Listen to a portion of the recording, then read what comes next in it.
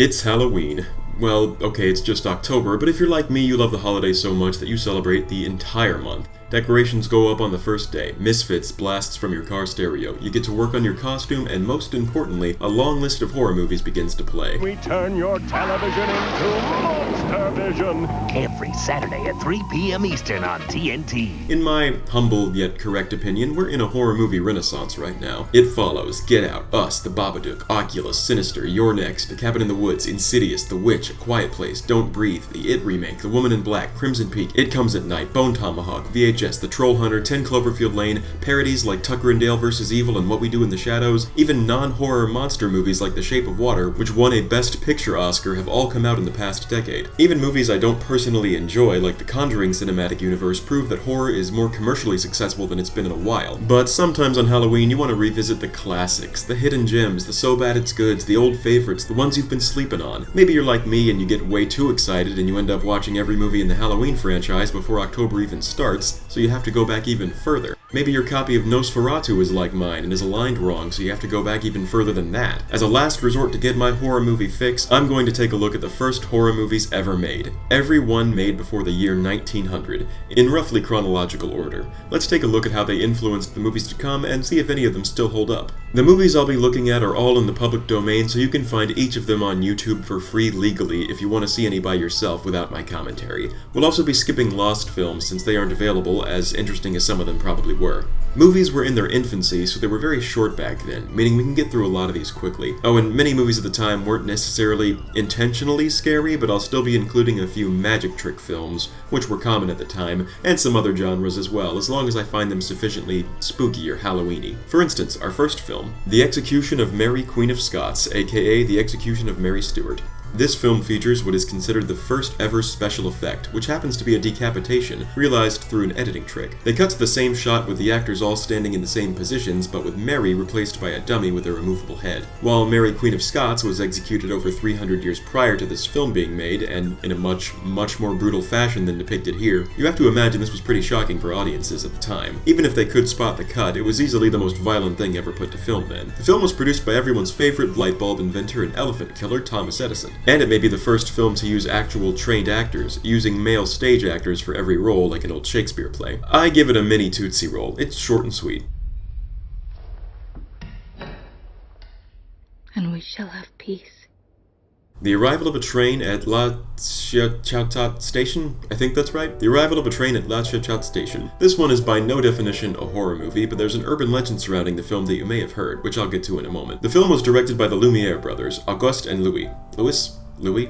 I'm really bad at French. Their decision to place the camera at this angle to show the increasing size of the train as it gets closer makes this the first long shot, medium shot, and close-up shot. Many early films just had footage of normal everyday life, and this is an example of that. They didn't stage this train stopping here, they just filmed a regular train making a routine stop. So it's technically a documentary also. About that urban legend. Allegedly, audiences were so unused to film back then that the sight of a massive train approaching shocked them and made people get out of their seats and run away. There's no way to verify if this really happened, and if you ask me, it kind of sounds like something made up to market how realistic the film was, but it's easy to imagine where the legend may have come from. Even if people didn't run around like Queens of Scots with their heads cut off, can't you picture viewers who had never seen a moving picture before at least flinching at this, the way a modern audience would flinch at a jump scare? Louis Lumiere eventually converted the film to 3D in 1934, so it's also possible that the legend is referring to the 3D version, which would make it seem like the train actually is coming out of the screen. Since you're probably bored waiting for me to get to the dancing skeletons and vanishing demons, I'll conclude this one by letting you know that the irrational fear of trains is called siderodromophobia.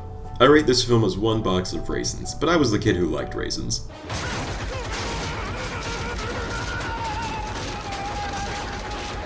Any more bright ideas? A Terrible Night. This next one was intended as a comedy, but I think it's the scariest one on the list. Scarier than most movies in general, if I'm being honest. Just watch.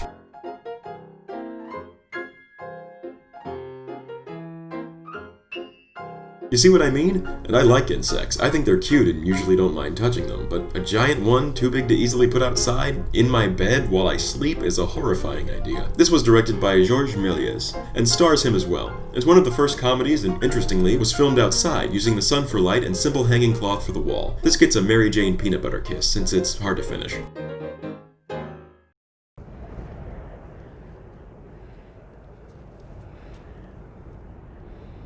The Vanishing Lady. Oh my god, it's Vladimir Lenin. And Nadezhda Krupskaya?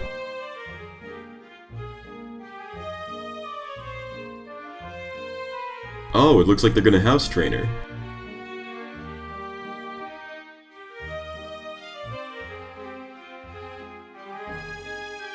This is one of those magic trick films I mentioned earlier, and while there's nothing scary these days about a camera edit being passed off as a vanishing trick, look what happens when he tries to bring her back.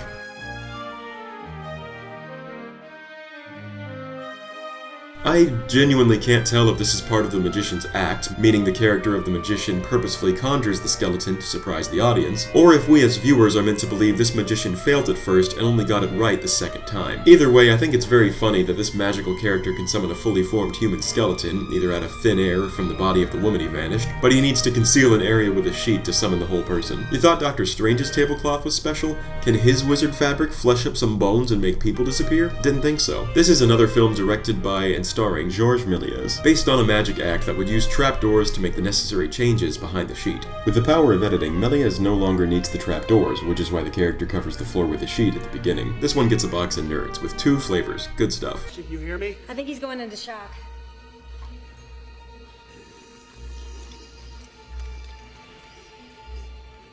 The House of the Devil. Here's where the horror film genre was truly born. Right off the bat, we start with a bat, which transforms into the devil. He summons a cauldron and casts a spell to summon forth a wretched little assistant, who helps him make a woman in the pot, played by director Georges Méliès' future wife, Oh, come on. The devil puts on his invisibility cloak that he apparently has, and 2 hapless doofuses enter, pants tight and ready to be scared off. The devil's bro pitchforks one of our heroes in his behind. When one sits on bones by mistake, he swings his magic wand and transforms it into a bat. Oh wait, no, the devil did that. I love this bit where he summons his minion just to take away his cape. That is boss. Our boy tries to escape, but grim grinning ghosts come out to socialize. Satan tries to hook Prince Charming up with a beautiful maiden, which this idiot falls for, but she turns into a bunch of witches. At last, our heroes vanquish evil with a Huh? It's over? Okay. Anyway, I've watched this movie at the start of every October for years now. In just a few minutes, you've got a haunted castle, manor, or mansion, demons, skeletons, bats, ghosts, witches, and more. Virtually everything you see in this film is either a staple of Halloween decoration or the focus of an entire subgenre of horror fiction, often both. And the heroes win at the end by exploiting the antagonist monster's weakness. Its runtime of 3 minutes was considered ambitious at the time. This is the first true horror film, even though it was intended as a comedy, and it deserves to be seen in full by everyone. For decades, however, nobody could see it. It was lost, without a single known existing copy, until one was discovered in 1988. It's sad to think about how many works of art in this medium or in any other we'll never get to see, but it makes me glad to know we at least saved this one. I rated 1 full-sized standard Hershey's bar. Hello? A human! How did you find this place? Oh, I was just mountain climbing with some dudes and heard this story about an awesome castle. Speaking of awesome, that cape thing is killing it! The Haunted Castle. This is Méliès' remake of The House of the Devil. Our dopey hero falls for one of the classic blunders, then is accosted by an eerie figure clad in white.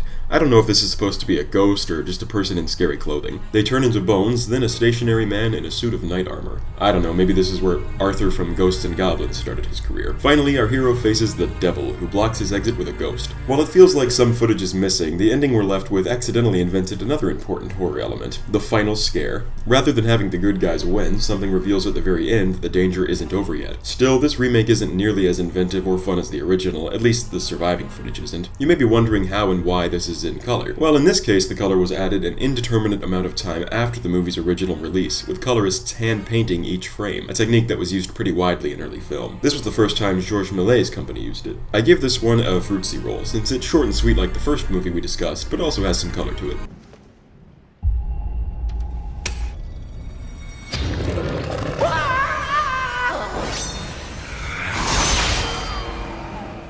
The Dancing Skeleton. There's very little to this Lumiere Brothers production, but it has some cute fun with discombobulating and recombobulating the skeleton. Look how happy he is. The music is what I hear in my clown nightmares, which I call clownmares.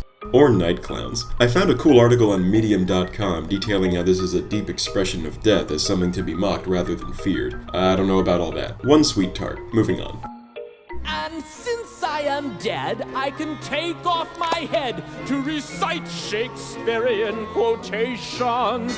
The Bewitched Inn. Georges Méliès is back. Yeah, can you tell he and the Lumiere brothers made a lot of the early films? Our story, once again intended as a comedy, begins with everyone's dad stopping in a hotel room to sleep. His luggage disappears like he's flying United, and his hat moves around on its own. When he lights a candle, it explodes, which makes me think the hotel owners thought Castro would be saying there. Angel Maria Batista Castro y Arguiz, that is, since this is 1897. The dad's clothes vanish, spirits prank him by removing his seat chair just as he's about to fall down. Whoa, zany. And the room continues to accost this poor man. He strips down to his underpants, then gets onto the bed like normal humans do. Aw, they pranked him again. I really don't get why this guy is still attempting anything. Leave the room, my man. Oh, he did. Cool. I give this a goatee universe now and later, since it's the exact opposite of a now and later in that it starts fine but gets boring. I mean, it's 2 minutes long, so it doesn't really have time to get boring, but it tells the same disappearing or moving item gags over and over again in that short time. The exploding candle was nice, though.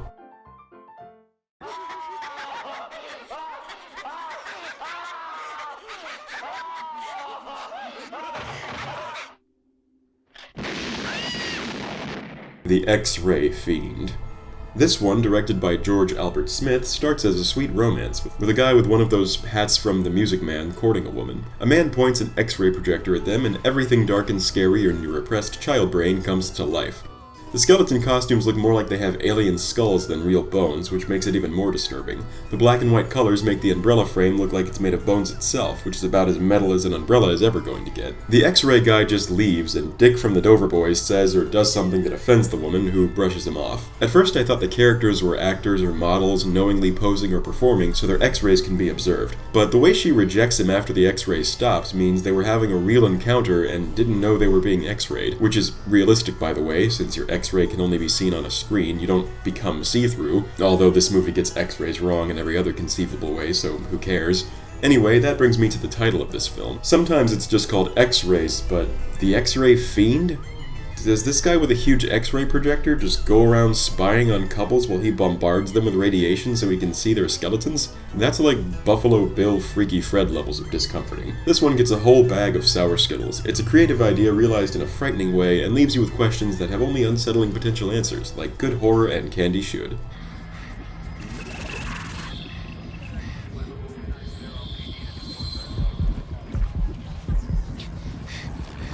The Laboratory of Mephistopheles. Georges Méliès again. This adaptation of the classic horror story of Faust shows him encountering the devil and making a deal with him. There's nothing else to it because the rest of the film seems to be lost. It's a shame since the full version is about 3 minutes long and includes a scene where the devil is decapitated but puts his head back on. Wouldn't that have been cool to see? You know when you get peanut M&Ms and you want to see the peanuts so you gently bite the middle of the M&M to take off half the chocolate coating? I rate this movie as the half of the chocolatey coating you bite off if you drop the part with the peanut immediately after it and can't eat it anymore. If you want to cross a bridge, my sweet, you've got to pay the toll. Take a gulp and take a breath and go ahead and sign the scroll. The Alchemist's Hallucination. I'm just mentioning this here for clarification. This film is lost. If you see a video online claiming to be The Alchemist's Hallucination or The Alchemist's Dream, it's actually the 1906 film The Mysterious Retort, aka The Alchemist and the Demon. I recommend you watch it since it's got this sick giant snake, but it doesn't belong in this video.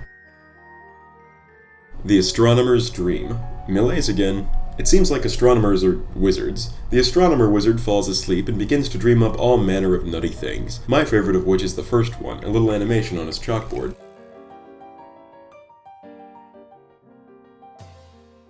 And there's the chair gag again. Was that just invented back then or something? People must have loved it. Ah!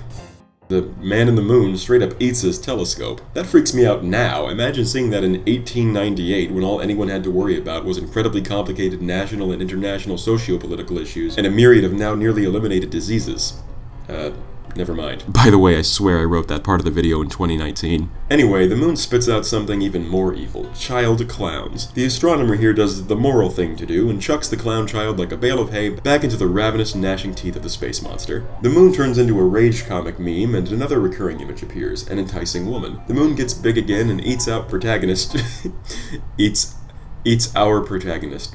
Friggin' spelling error. Even spitting out his bones. A magical woman scolds the dream creep and puts the hero back together. He wakes up and reacts the appropriate way after having a bad dream. Whatever. This one gets one of those unchewable Tootsie Bricks. A big, dense bite of goodness.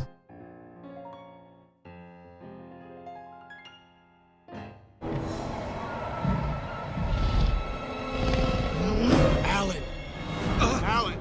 Cavalier's Dream. Misidentified wizards aren't the only one who can dream. This American film by Edward S. Porter starts with a series of people appearing and transforming into other people. I'm not really sure what's going on, but I do like when one of them becomes a skull-faced figure. That's a memorable visual. Man, these ghosts really want him to eat dinner, or whatever it is they're trying to get him to do. He doesn't, they leave, and he wakes up. So, I don't know, a Smarties wrapper? This candy rating idea made more sense in my head.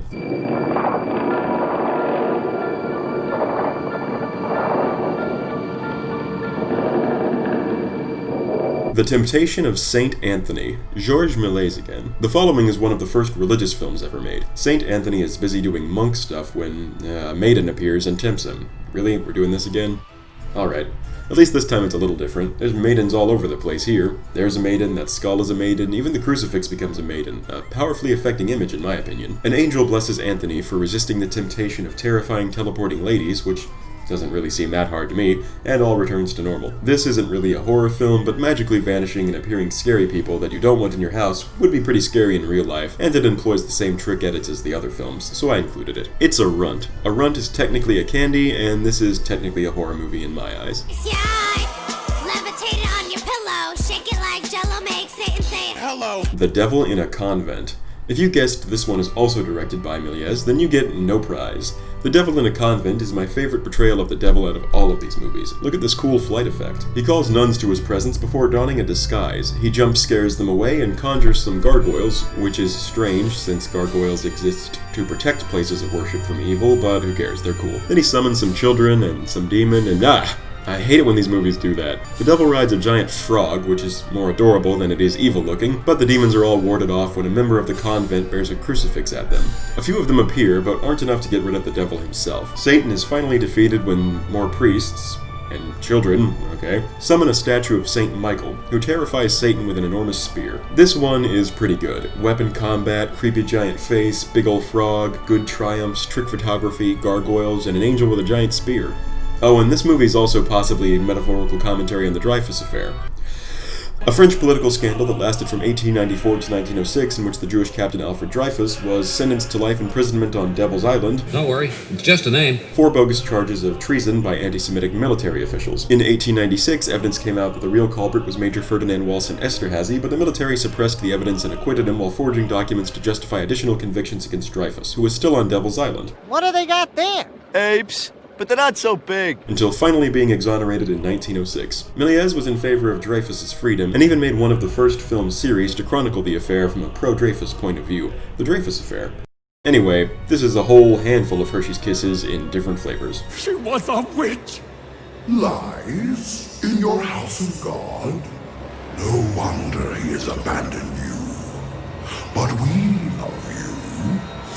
Summoning the Spirits.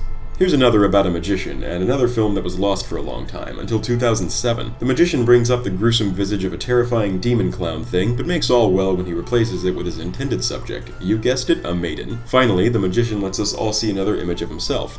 This one isn't intended as a horror movie, but if he's truly summoning spirits, and if that first creature is supposed to be real somewhere, it's terrifying enough. It's like a bite-sized Butterfinger. A small version of the worst candy bar is still pretty good. So, Ghost,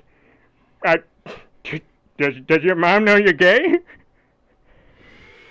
The Pillar of Fire. Our last picture is The Pillar of Fire, and this one wastes no time. Not only has it been colorized, but right off the bat we get a dancing green demon thing and absolutely gorgeous statues of bizarre creatures. The demon either creates or summons, you guessed it, a maiden, obviously, with a really cool dance routine involving wings. The colors changing over her cloth must have made it quite the sight in 1899. Her fabric gets shredded and resembles fire, which would probably still look impressive in person now. There's not really anything scary, it's just the dance routine until the film ends. Now, calling this woman a maiden is actually not accurate, I just did it for the running gag. She's actually, well, she.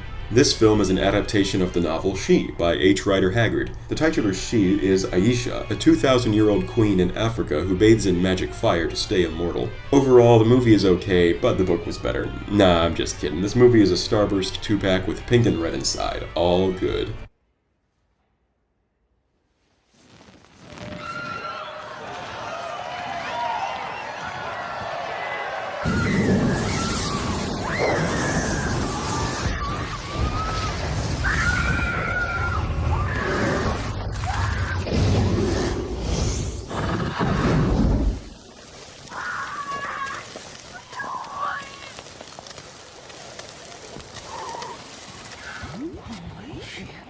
And that concludes every horror movie made in the 1800s, the first generation of fright. We've seen the origins of some horror movie conventions and subgenres that persist to this day. Some are dated and forgettable, others have visuals or even stories that manage to leave an impression more than 120 years later. I hope you enjoyed this mini marathon and have a happy Halloween. Thanks for listening.